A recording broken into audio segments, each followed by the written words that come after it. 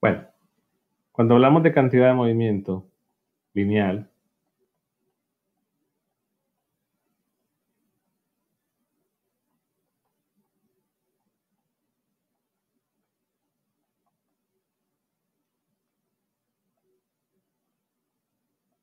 estamos considerando un objeto, imaginemos que es una partícula de masa m que tiene cierta velocidad v, entonces la cantidad de movimiento, que es v minúscula, es igual al producto de la masa del objeto por la velocidad.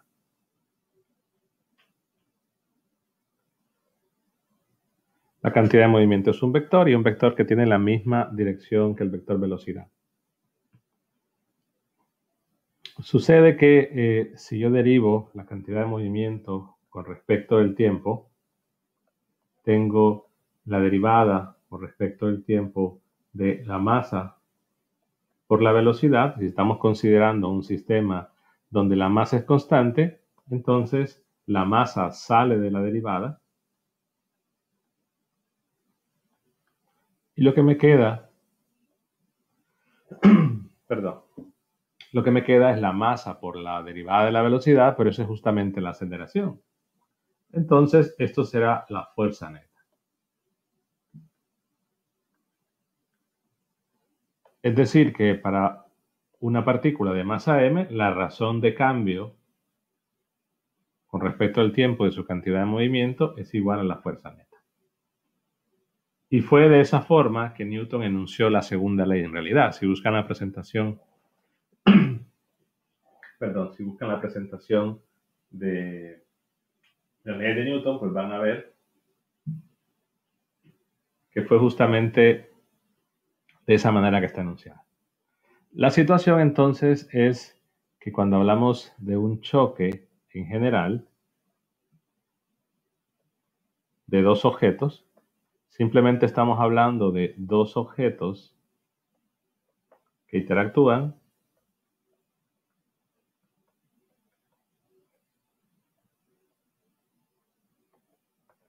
en un intervalo de tiempo corto.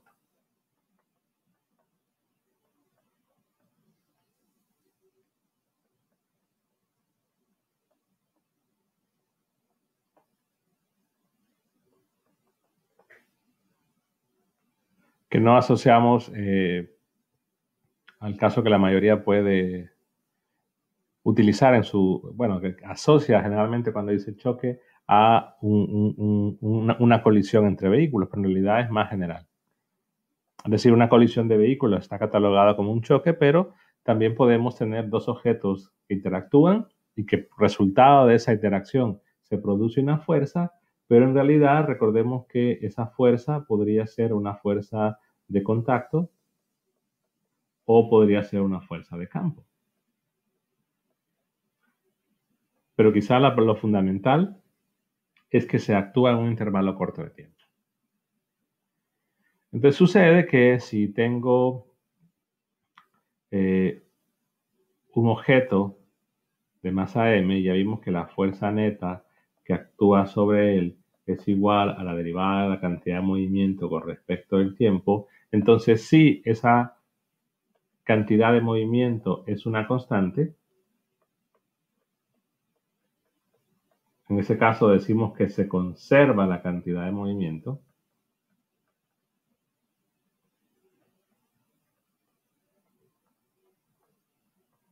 Implica que la fuerza neta debe ser igual a cero. O, dicho de otra forma, si la fuerza neta es cero sobre un sistema, entonces quiere decir que la cantidad de movimiento se conserva. Y es una ley de conservación que ofrece ventajas, así como las leyes de conservación en energía ofrecían ventajas a la hora de analizar o realizar ejercicios. Cuando hablamos de un choque en una dimensión,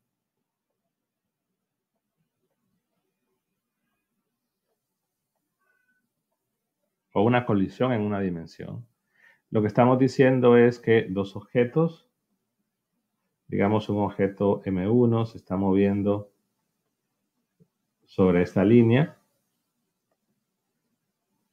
se va acercando y cuando esté a cierta distancia del objeto 2 o cuando toque el objeto 2 se va a producir la interacción. Igual tengo el objeto 2 que se está moviendo y en algún momento se va a producir la interacción entre los dos porque, repito, puede ser debido a un contacto o debido a una fuerza de campo. La situación es que hablamos del movimiento en una dimensión cuando antes de la interacción y después de la interacción los objetos se mueven en la misma línea, que hablamos de una línea de movimiento.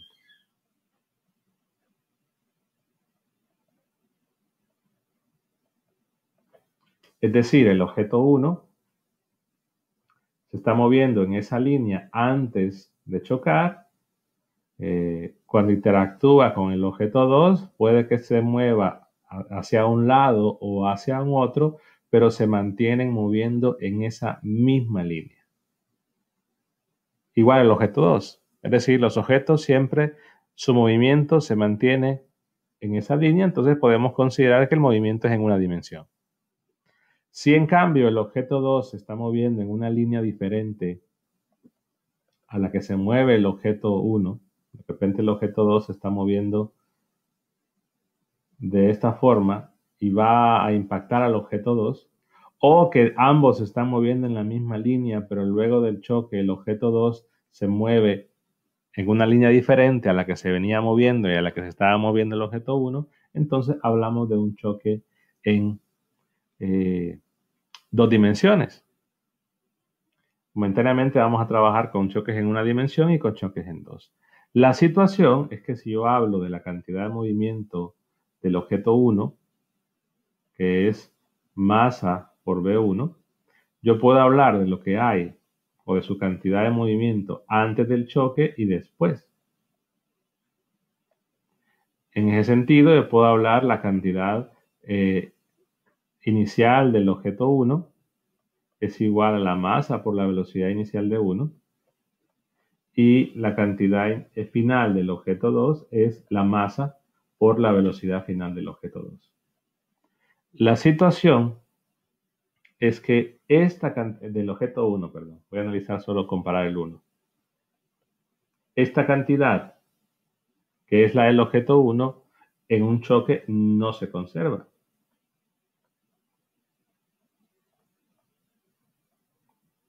¿Por qué? Porque en el objeto 1, en el momento que se produzca la interacción, sea que hay contacto o no, bueno, sobre el objeto 1 actúa una fuerza que puede ser de contacto de campo y sobre el objeto 2 también. Entonces, acabamos de decir que la cantidad de movimiento se conserva si la fuerza neta es 0.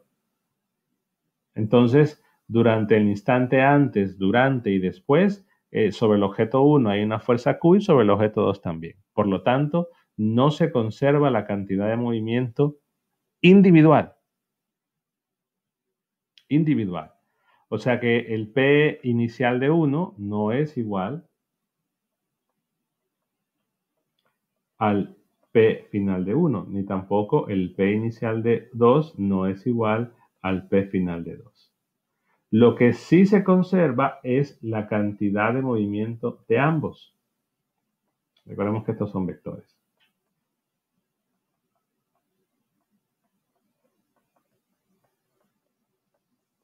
Dado que si yo veo ambos objetos, debo observar que al tomarlo como sistema, estas fuerzas Q y Q se van a anular porque recuerda que son un par acción-reacción.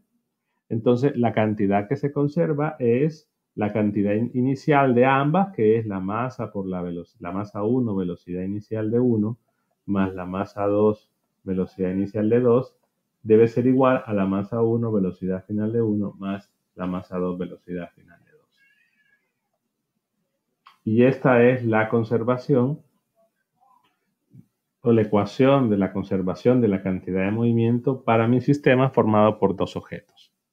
La idea se puede extender a más objetos. En realidad aquí no estamos especificando que la expresión es únicamente para un choque en una dimensión. Esta expresión vale para cualquier dimensión. Lo que hay que tomar en cuenta es que si estamos hablando de dos dimensiones, pues cada vector velocidad va a tener dos componentes. Si estamos hablando de una dimensión, el vector velocidad tiene una sola componente y por lo tanto podemos omitir los versores o vectores unitarios, así como lo hacíamos en cinemática en una dimensión, pero que ya no podíamos hacerlo en cinemática en 2D. Esa es básicamente la introducción o quizás lo que se requiere, el resumen más importante del video que ya está ahí, que pues tienen que revisar. Para empezar a hablar de lo que es el contenido específico para la clase de hoy. Bueno.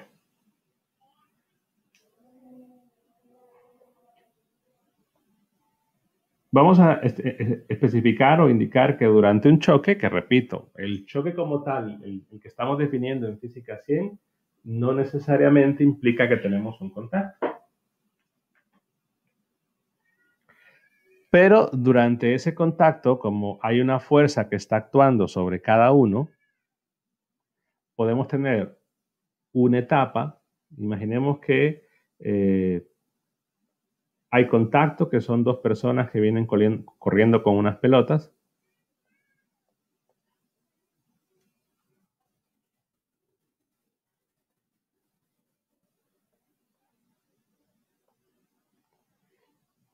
Y pues cada uno va en dirección hacia el otro. Pero hay dos etapas. En este caso, las etapas son más visibles en el caso de una pelota de caucho. Pero en general, esas etapas suelen existir. Es decir, que cuando las pelotas entran en contacto, vemos que se deforman. Y hablamos de que hay una etapa de deformación. El caucho se deforma.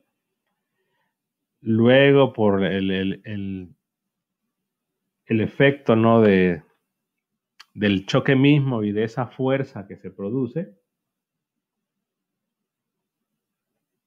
depende de un montón de factores si el objeto que está a la derecha se va a seguir moviendo a la izquierda o va a rebotar o el que rebota es el otro, etc.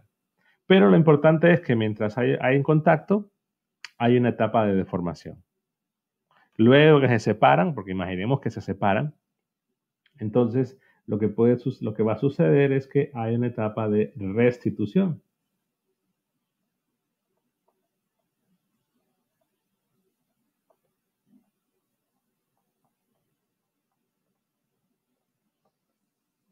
Donde en casos muy particulares los objetos vuelven o recuperan su forma natural, como que fuera un resorte. Pero evidentemente en choques de vehículos, quizás vemos que hay una gran deformación, pero cuando en el momento del impacto, luego cuando el impacto pasa, quizás logran recuperarse un poco de esa deformación. Depende exclusivamente del material en sí, de la intensidad o la magnitud de esa fuerza, pero lo que quiero resaltar es que esa etapa de restitución no suele ser llevar al objeto nuevamente a como estaba. Quizás se puede hacer parcialmente, pero es algo que depende del material en sí y de la intensidad de la fuerza. Claro, en esa etapa de deformación hay diferentes efectos, ¿no? Tenemos una generación de calor y también sonido. Es decir, que hay energía que se suele perder, porque, es decir, es una energía en forma de calor, energía en forma de una onda de sonido en este caso, es energía que no se recupera. Aparte de que a diferencia de un resorte, la energía que se utiliza para producir la deformación no se recupera si el objeto no regresa a su forma natural. Por ejemplo, en el caso de un resorte, ustedes la energía que utilizan para deformar el resorte la pueden recuperar porque el resorte de repente, esa energía que se acumuló, la podemos utilizar para poner en movimiento un objeto diferente. Entonces, es una forma de recuperarla. Pero aquí no. La energía que se invierte en deformación no suele recuperarse por completo en muchos casos, a menos que los objetos vuelvan a su forma natural. Pero la energía en forma de calor y la energía en forma de sonido, porque escuchamos el gran impacto o porque se calientan las superficies, esa energía no se recupera. Entonces ya podemos ir viendo que hay pérdida de energía en un choque. La primera fase, que es la fase de deformación, transcurre desde el instante de contacto hasta el de máxima deformación. O sea que desde que se ponen en contacto hasta que ya no se deforman, porque se empieza a deformar poco a poco, hasta que llegamos a un punto que ya no hay deformación. Y decimos que los dos cuerpos se encuentran comprimidos o deformados por la gran fuerza que hay, producto de esa interacción. Al final de esa etapa, los cuerpos ni siguen aproximándose ni se separan. ¿Qué quiere decir esto? Que si yo hablo de que el objeto 1 tiene una velocidad 1 y el objeto 2 tiene una velocidad 2, esa velocidad, producto del choque y producto de que la cantidad de movimiento para cada objeto no se conserva, va a ir cambiando, ¿no? Esa velocidad va a ir cambiando producto del choque. Pero llegamos a un momento que es el momento de máxima deformación, y esto, repito, esto suele ocurrir en un tiempo muy pequeño. En el instante de máxima deformación que los cuerpos pues se están moviendo con la misma rapidez. O sea, cuando ya los objetos dejan de formar, en ese momento, instantáneamente, ambos tienen la misma rapidez. Luego ocurre la segunda etapa, que es la etapa de restitución, y esa va desde el instante de máxima deformación hasta el de separación total de los cuerpos. En algunos casos no se van a separar, pero imaginemos que sí. Entonces, claro, la separación se va dando también debido a las fuerzas interiores de los cuerpos que actúan durante la interacción. Entonces, son dos etapas.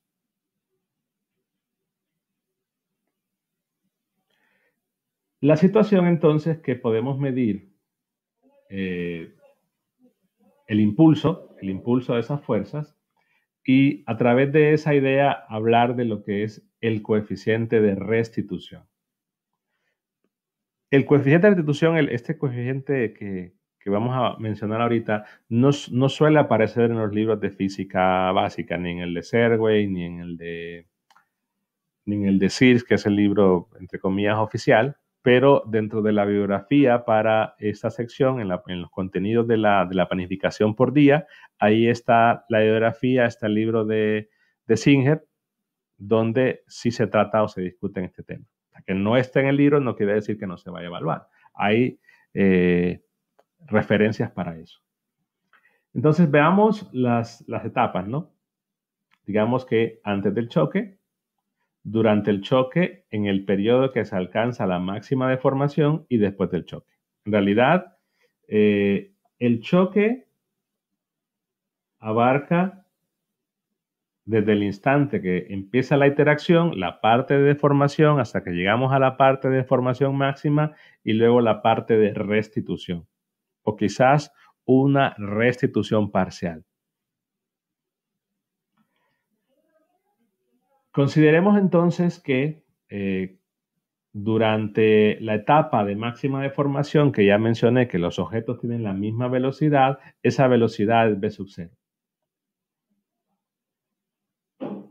Y consideremos a Q sub R y Q sub D las magnitudes de las fuerzas de contacto durante los periodos de restauración y deformación. ¿Por qué separar? ¿Por qué hablar de dos fuerzas en principio diferentes? Porque recordemos que esa fuerza de contacto lo más probable es que sea variable con el tiempo.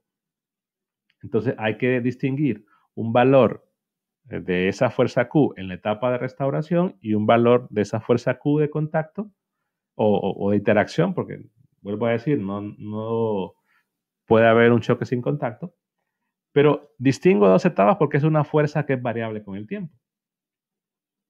Entonces, la capacidad de los cuerpos que chocan, es decir, la capacidad de dos cuerpos que chocan para recuperarse del impacto, puede ser expresado por la relación entre la magnitud del impulso de restauración y la magnitud del impulso de formación. ¿Qué es el impulso? Pues yo lo que veo en general, que el impulso de una fuerza es igual a la integral de un tiempo inicial a un tiempo final de esa fuerza diferencial de tiempo, considerando que la fuerza cambia con el tiempo.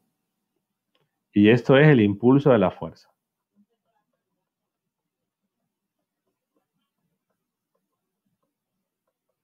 Cuando hablamos del impulso y esa fuerza es en particular la fuerza neta, que es el que se suele trabajar más, sería la integral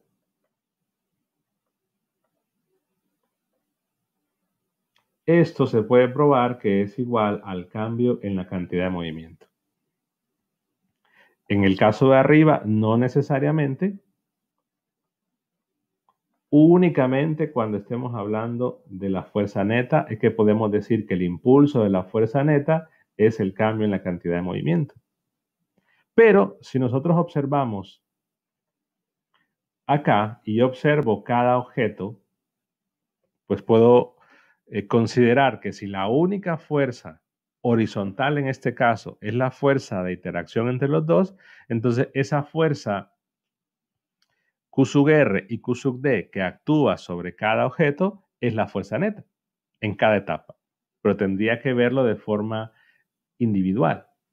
Entonces, la capacidad que tienen los cuerpos para recuperarse del impacto lo puedo expresar como una relación entre el impulso de la fuerza Q sub R y el impulso de la fuerza Q sub D. Esa relación es el llamado coeficiente de restitución.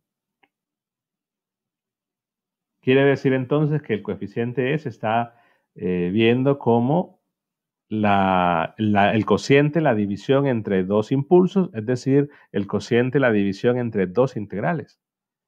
Pero uno, recordemos que esta fuerza Q sub R actúa en la etapa desde que se inicia el choque hasta la etapa de máxima deformación y la otra Q sub D inicia desde el momento de máxima deformación hasta el punto de restitución.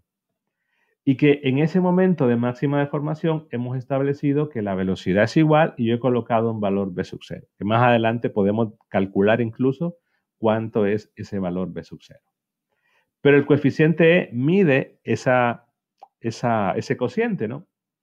Entonces, lo que suele suceder, y regreso a la parte de acá, es que un objeto va a ser raro los casos de que el objeto logre regresar a su forma original después de chocar. Puede que uno sí, el otro no, depende del material.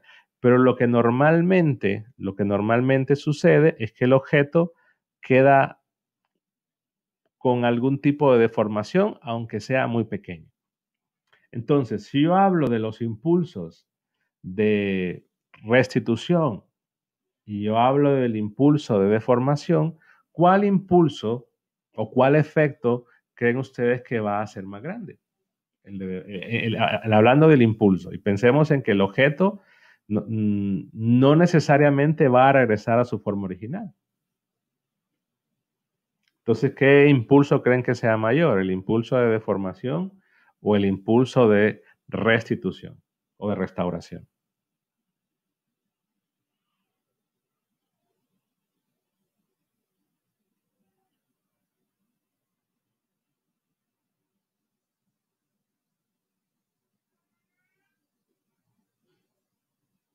Vamos a ver.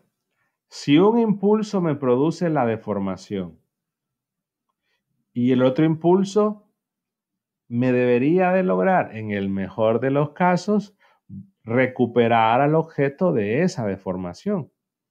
Pero ya dijimos que normalmente eso no ocurre. Solo digamos en problemas como que fueran materiales como plásticos o cauchos. Entonces, si hay un impulso que me produce la deformación, hay otro que me lo debería recuperar, pero no lo hace, entonces, ¿cuál de los dos es más grande?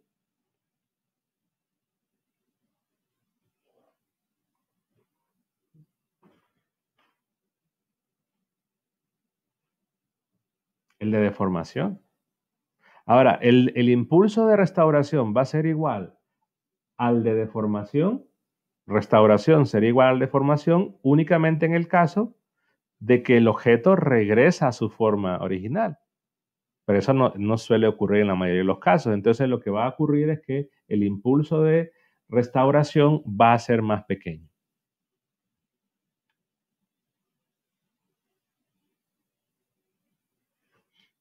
Y eso es justamente lo que tenemos aquí. Hemos hablado que el impulso es la integral con respecto del tiempo. Aquí tengo el impulso de restauración, aquí tengo, perdón, el impulso de deformación. Entonces lo que defino son un lapso de tiempo, digamos t, donde t sub 0 es el instante de tiempo donde se alcanza la máxima deformación. O sea que del tiempo 0 al tiempo t sub 0 tenemos que está actuando la fuerza de deformación y luego del instante t0 al instante t está actuando la fuerza de restauración, pero que todo ese lapso t representa la duración del choque. O sea, debemos resaltar que la duración del choque es el tiempo donde aparece esa fuerza Q sub R, o esa fuerza Q en general. Es decir, es el lapso de tiempo muy pequeño donde aparece esa fuerza Q, donde están interactuando los dos. Eso es a lo que me refiero el choque en sí. Entonces, ¿qué sucede? Que ya me acaban de decir que el impulso el impulso de restauración, que es el que he colocado arriba, generalmente va a ser más pequeño. Podría ser igual, pero ya dijimos que va a ser igual solo en el caso que el objeto regresa a su forma original. Entonces, independientemente de lo que siga en la ecuación, y estamos hablando, considerando aquí la magnitud de la fuerza, aunque no lo escriba, creo que lo dije antes, QR y Q sub D representan magnitudes de la fuerza. Incluso, es decir, es una cantidad positiva. Por lo tanto, las integrales van a tener resultados positivos. Entonces, esa división me va a producir un numerito E que es positivo, podría ser 0. Y vamos a decir que sería 0, evidentemente, cuando el numerador sea 0, o sea que el impulso de restauración sea nulo. O sea que el objeto se deforma y no tiende a recuperarse nada. Y además, como acaban de decir que el numerador generalmente va a ser menor que el denominador y que puede ser iguales únicamente en el caso de que el objeto recupere toda su forma luego de la deformación, entonces a partir de esa comparación, ese coeficiente E está entre 0 y 1. 1 estamos hablando en el caso de que recupere su forma original luego de chocar, que uno normalmente lo puede asociar a situaciones donde hay plásticos o caucho. Además, si yo considero que esa fuerza Q sub R es la única fuerza que está actuando horizontalmente, entonces es igual a la fuerza neta y por lo tanto puedo decir que ese impulso es el cambio en la cantidad de movimiento y el cambio en la cantidad de movimiento es, lo puedo poner así, la masa por la velocidad final menos velocidad inicial. Pero claro, eso sería los tiempos. Recordemos que en el numerador es desde 0 hasta un valor T0. Pero en el valor T0, bueno, el de arriba es desde T0 hasta T, pero en el valor T0, la velocidad que tienen los dos objetos es igual a V sub 0. Y vean que lo que estoy planteando es el impulso que actúa sobre el objeto 1. Por eso solo escribo M1, B final de 1 menos B sub 0 y abajo M1, B sub 0 menos B inicial de 1. La masa la puedo eliminar. En la parte de abajo puedo hacer exactamente lo mismo. Puedo seguir diciendo que Q sub R es la magnitud, pero al ver los dos objetos hay que notar que en uno la fuerza apunta a la derecha, en otro apunta a la izquierda. Eso al final de cuentas no importa porque los signos se van a eliminar.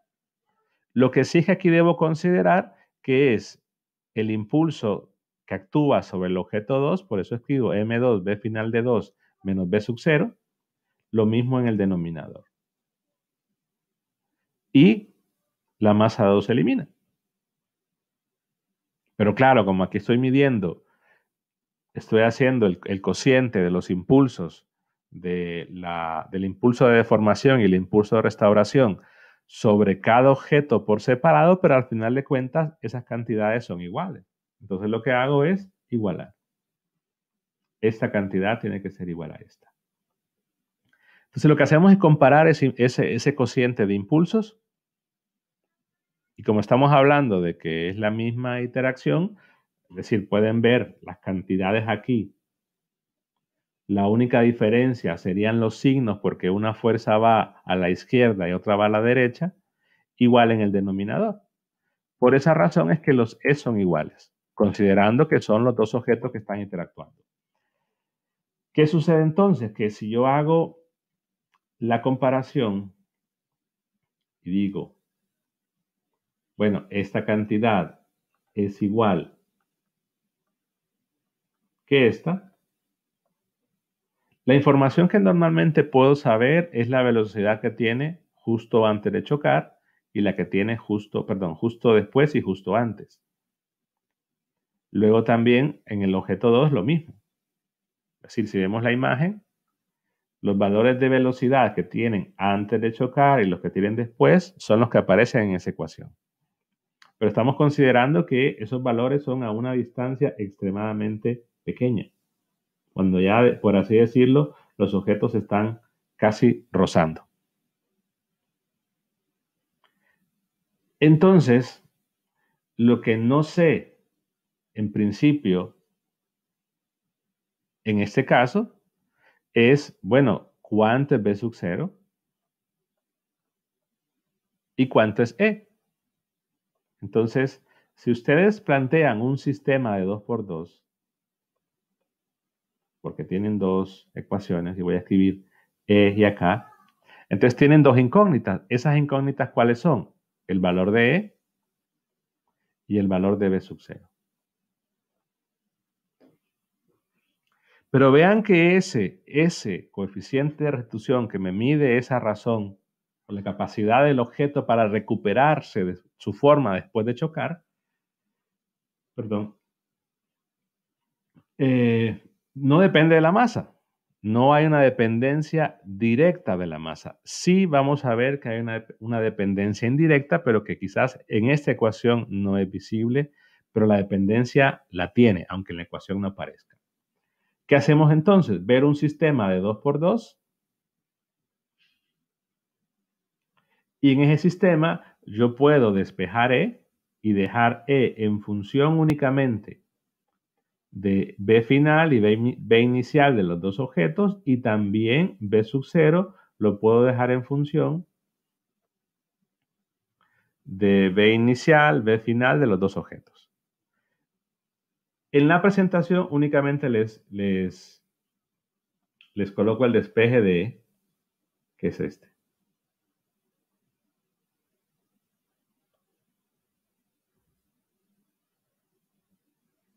Ustedes pueden despejar, así como lo acabo de comentar, y encontrar una expresión para B sub 0 que más adelante la voy a comentar.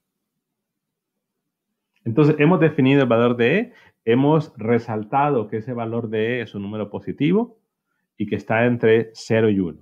Y cuando es exactamente 1, estamos diciendo que el objeto recupera su forma original. Cuando es 0, es que el objeto no recupera absolutamente nada durante la deformación.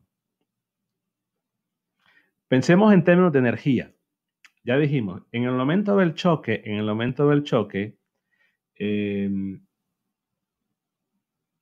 hay energía que se pierde en forma de calor, energía que se pierde en forma de onda de sonido. Pero si el objeto logra recuperar un poquito la deformación, es decir, si digamos que pensemos que un resorte se deforma, lo comprimen 2 metros y logran que él se recupere 1 metro. Entonces, si logran que recupere una porción, de la deformación, imaginen ustedes que, qué sé yo, que vienen, agarran una tabla, una barra de metal, y vienen, la deforman, le dan un gran golpe, y viene la barra, se deforma hasta aquí, pero la barra después, inmediatamente del golpe, porque es un golpe dado en un intervalo de tiempo muy pequeño, viene la barra y hace esto.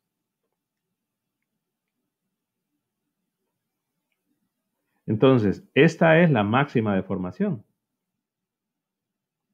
El objeto queda deformado. Se logra recuperar un poco, puesto que queda de esta forma, pero no se recupera por completo. Pero estarán de acuerdo que si se logra recuperar, aunque sea un poquito, hay una energía que se recupera. O sea que el hecho de pasar de acá hasta acá implica que hay energía que se recupera. Si el objeto recupera su forma original, quiere decir que toda la energía que se utilizó para deformarlo la vamos a recuperar. Si el objeto no se recupera absolutamente nada, quiere decir que toda la energía que se utilizó para la deformación se pierde, porque no se logra recuperar nada. Que recupere una porción de su forma original quiere decir que recuperamos un poco de energía, lo restante se perdió. Entonces también el coeficiente E me mide eso, porque cuando E sea igual a 1, estamos diciendo que recupera toda su energía. Toda la energía que se invierte en la deformación del choque se recupera y el objeto queda como estaba inicialmente. Pero cuando E es igual a 0, toda la energía que se utiliza para deformar los objetos se pierde por completo. No recuperamos nada. Entonces también el E, al medirme la capacidad de los objetos de recuperar su forma luego de una deformación, también lo podemos asociar para medir pérdida de energía. O sea, entre más cercano a 1 esté el E, más energía se va a recuperar de la que se invierte por deformación. Entre más cercano esté a 0, bueno, menos energía se recupera de la que se usa para deformar. ¿Preguntas hasta ahí?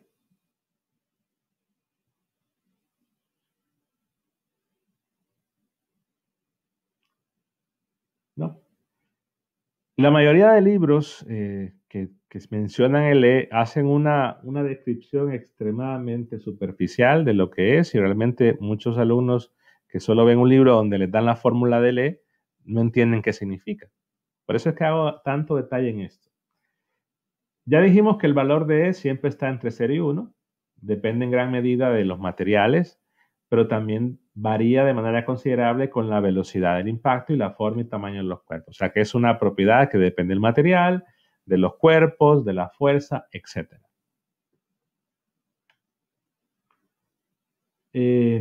Ok. Si nosotros observamos los dos objetos que se están moviendo en la imagen que voy a cortar acá. Imaginemos que los objetos se están moviendo en una superficie lisa. No hay fricción. Se están moviendo de forma horizontal. Antes y después, podemos decir entonces que no hay energía potencial gravitacional o que no hay cambio de energía potencial gravitacional. Y como lo que va a ocurrir es cambios debido o cambios de velocidad debidas al choque, entonces el único tipo de energía que va a aparecer aquí es energía cinética. O sea, antes lo que hay es energía cinética, después hay energía cinética, durante el choque ya dijimos que hay energía en forma de calor, en forma de ondas de sonido.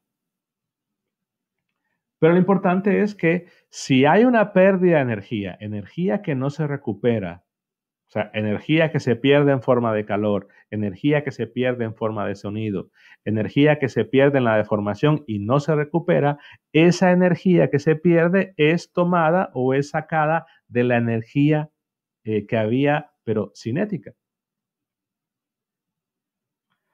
O sea que la energía cinética que tenemos antes y después del choque podría no ser igual. Es decir, podría no conservarse. En el caso de que un objeto, por ejemplo, se deforma pero recupera su forma original, no hay energía en forma que se pierda por deformación porque se recupera. Pero sí podría haber energía que se perdió en forma de calor y energía en forma de sonido. Entonces lo que vamos a considerar es el hecho de tomar en cuenta el sistema aislado y suponer que no vamos a tener transferencia de energía en forma de calor ni transferencia de energía en forma de sonido. Por lo tanto, si el objeto recupera su forma original, no hay pérdida de energía cinética. Considerando a los dos objetos, porque cada objeto, el objeto 1 y el objeto 2, cada uno aporta energía.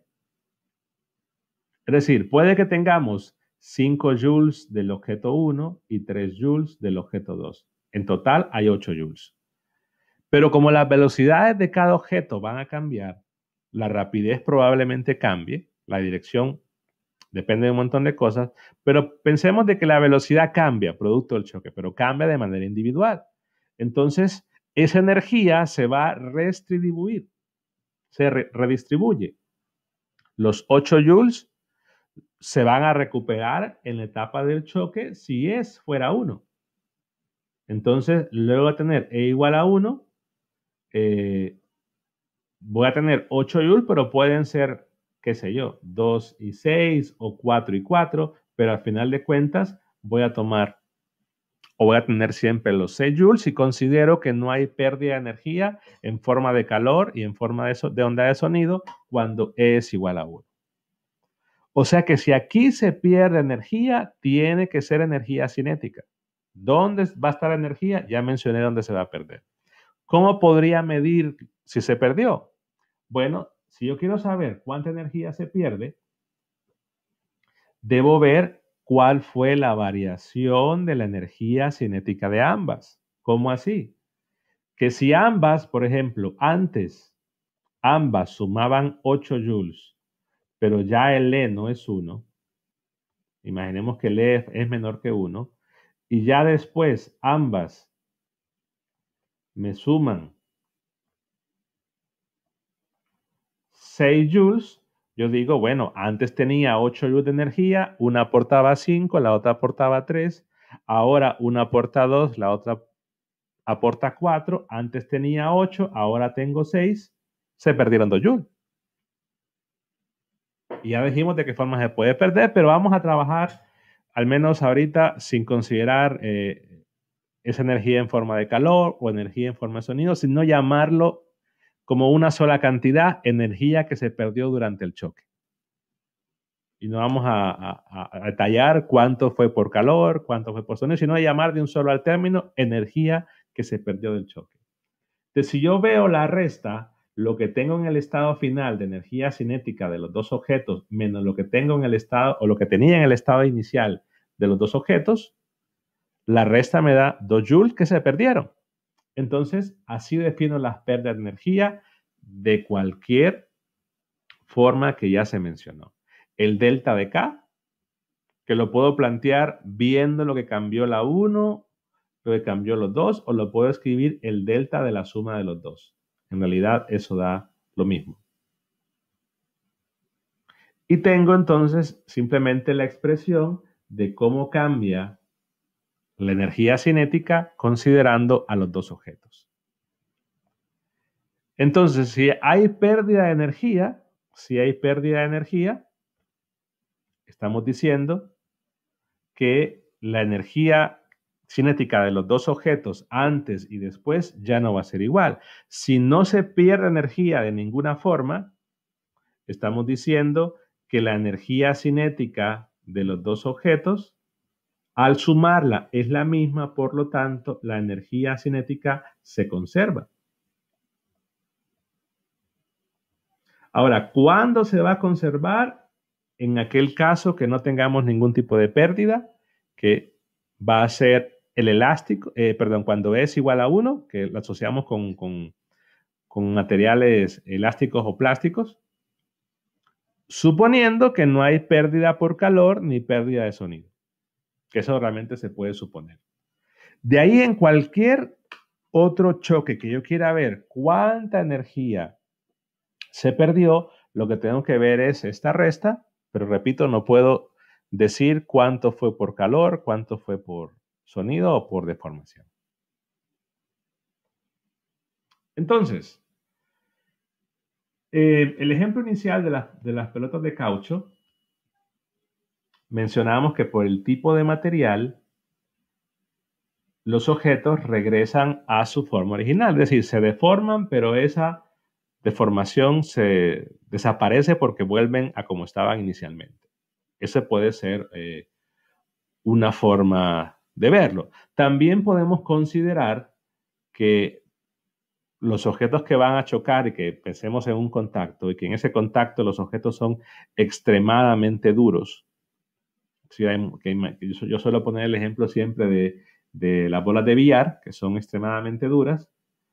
Y en ese caso, pues, no hay deformación porque por la dureza que tienen, claro, ahí de repente se va a escuchar el sonido, pero imaginemos que descartamos la pérdida de energía por sonido, pero por la dureza no tenemos una deformación o la deformación es tan pequeña que la podemos despreciar.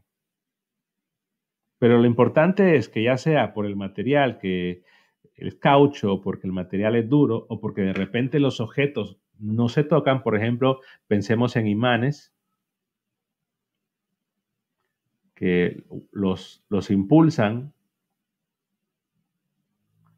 y que tengo aquí tengo los polos norte, de repente llegan los imanes hasta cierta distancia, no se tocan y después simplemente se mueven hacia el otro lado. Ahí ni siquiera hay una fuerza de contacto, hay una fuerza magnética por el efecto de los imanes, pero digamos que los imanes son de un material tan duro que esa fuerza no produjo deformación, aun cuando ni siquiera se tocaron. Entonces, estos son ejemplos de objetos, de choques entre objetos para los cuales no quedan deformados después de chocar. Entonces sabemos que para esos objetos, choques donde no quedan deformados, el E es igual a 1. Y si descartamos pérdida de calor o de sonido, la energía cinética se conserva. Pero la cinética de los dos objetos, ¿no? Y a ese choque le vamos a llamar choque elástico. Quizás el nombre hace ver que solo es aquel en el cual los materiales son plásticos. No, ya hemos hablado de que podría ser materiales extremadamente duros que no quedan deformados justamente por la dureza. También suele ser llamado choque plástico o choque perfectamente elástico. Entonces, para el choque elástico, lo que tenemos es, primera característica, es que se conserva la energía cinética. No hay pérdidas. Repito, despreciando lo del calor y lo del sonido. Además, pero recordemos que esto solo ocurre en ese choque.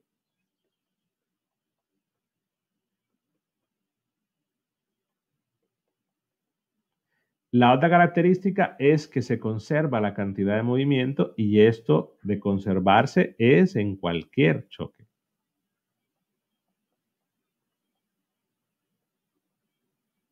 Entonces lo que puedo plantear es la ecuación de que la energía cinética de ambas partículas antes es igual a la energía después, y también la que siempre se va a cumplir, que la cantidad de movimiento de los dos objetos antes es igual a la cantidad de movimiento que hay después. Pero la conservación de la energía cinética únicamente se da en el choque elástico.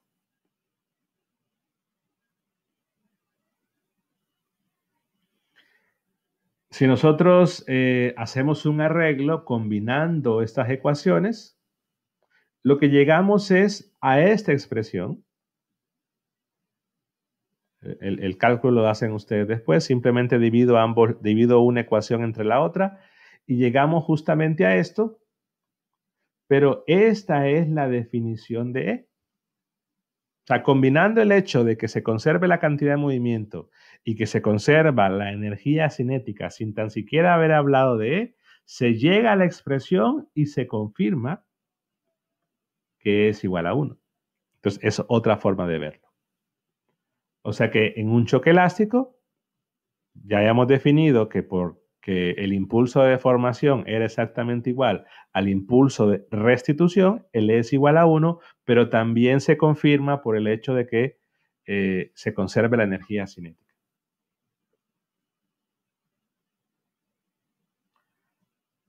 Finalmente, hay otros tipos de choques. Vamos a decir que en una colisión o choque inelástico, la energía cinética ya no va a ser igual, hay pérdidas por deformación, pero las colisiones o choques inelásticos son de dos tipos. El inelástico como tal, que no tiene ninguna característica especial, más que hay pérdida de energía. Se perdió y ya está. No hay ninguna característica especial. Y el otro que es perfectamente inelástico, que tenemos una característica de que se pierde energía, porque se debe perder, pero quizás la característica más importante de una colisión o choque perfectamente inelástico es que los dos objetos permanecen juntos o permanecen unidos o se mueven ambos con la misma velocidad después de chocar. Esa es la característica de un choque perfectamente inelástico. Y si ustedes se van a la definición de E, y con esto termino, si ustedes se van a la definición de E, si las velocidades de los objetos luego del choque es igual, recordemos la definición de E que estaba por acá atrás, si B final es igual a B inicial, el E va a ser 0. Por lo tanto, podemos caracterizar los choques en una dimensión según el valor de E. E igual a 1, elástico. E igual a 0, perfectamente inelástico. E entre 0 y 1, inelástico sin ninguna característica especial. En el primero no hay pérdidas y en los otros dos sí, que se pueden calcular simplemente viendo cómo cambia la energía cinética.